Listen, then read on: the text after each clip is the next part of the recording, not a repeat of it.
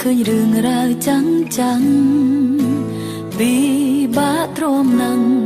ព្រោះបាត់ខ្លាំងចាក់ដល់ចិនដាគេច្រៀងរឿងគេមិនได้ធ្វើឲ្យខ្ញុំឈឺផ្សាតែចម្រៀងរឿងអ្នកណាដូចខ្ញុំម្ល៉េះ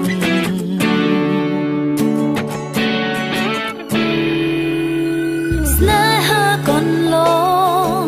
គេចង់ក្រងជាចម្រៀង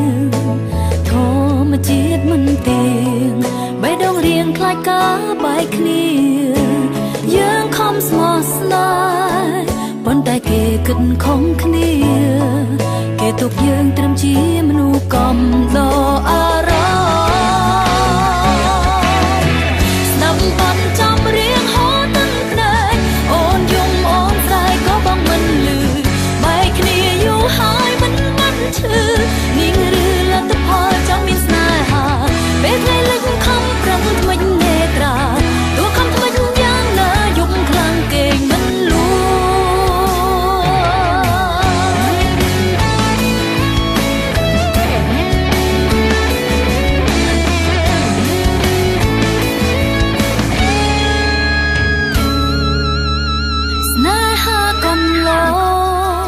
គេចង់ក្រងជាចម្រៀងធម្មជាតិមិនទៀងបេះដូងរៀងខ្លាចការបែកគ្នាយើងខំស្មោះស្នេហ៍ប៉ុន្តែគេគិតខំគ្នាគេទុកយើងត្រឹមជាមនុស្សម្នាក់កំដរអារម្មណ៍ស្ដាប់បទចំរៀងហូរទឹកភ្នែកអូនយំអូនស្រែកក៏បងមិនលឺបែកគ្នាយូរហើយមិនបាត់ឈឺនាងឬលទ្ធផលចង់មានស្នេហាពេលថ្ងៃលិចខំប្រឹងថ្មិចនេត្រាទោះខំថ្មិចយ៉ាងណាយប់ខ្លាំងគេងមិនលួ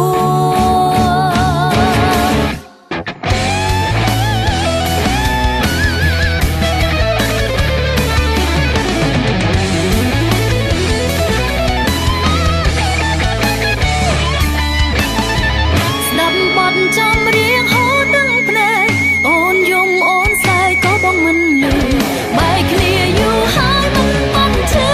នាងឬលទ្ធផលចង់មានស្នេហាពេលថ្ងៃលិចខំប្រឹងថ្មិចនេត្រាទោះខំថ្មិចយ៉ាងណាយប់ខ្លាំងគេមិនលួ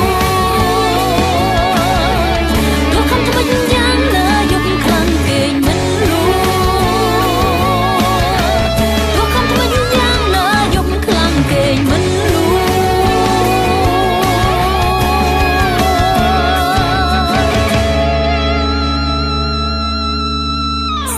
បទចម្រៀ